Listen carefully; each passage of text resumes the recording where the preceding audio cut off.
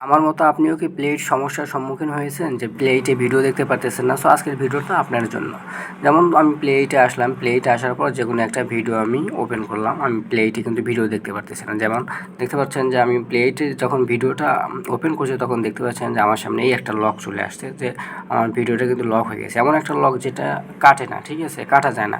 এখানে দেখতে পাচ্ছেন 5 স্টার, সো এই 5 স্টার দিয়ে সাবমিট করতে হবে, তারপরে কিন্তু এই লকটা চলে যায়। যদিও লকটা যায় না, আমি এখানে নট নাও করে দিলাম। দেখতে পাচ্ছেন যে আমার সামনে এরকম আর এক সমস্যা। তো আমি আরেকটা ভিডিও যখন ওপেন করতে যাচ্ছি তখন দেখতে সেম সমস্যা, অর্থাৎ কি আমার প্লেটটা লক হয়ে গেছে। সো এই লকটা কীভাবে আনলক করতে হবে এই ভিডিওটা কিন্তু আপনাকে সম্পূর্ণ মনোযোগ সহকারে দেখতে হবে।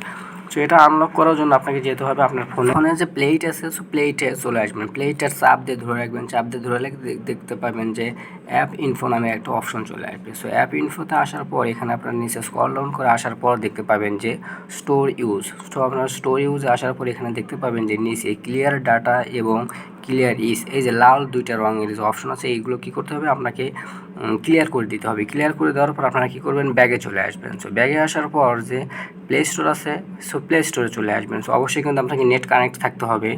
আসার পর প্লেট লিখে সার্চ করবেন। প্লেট লিখে সার্চ করার পর প্লেট অপশনে আসবেন। আসার পর যাদের প্লেট দেখতে পাবেন যে আপডেট করা নাই, আপডেট দিতে বলতেছে, সো তাদেরই কিন্তু এই সমস্যাটা হচ্ছে। সো অবশ্যই কিন্তু আপনি আপডেট দিয়ে নেবেন।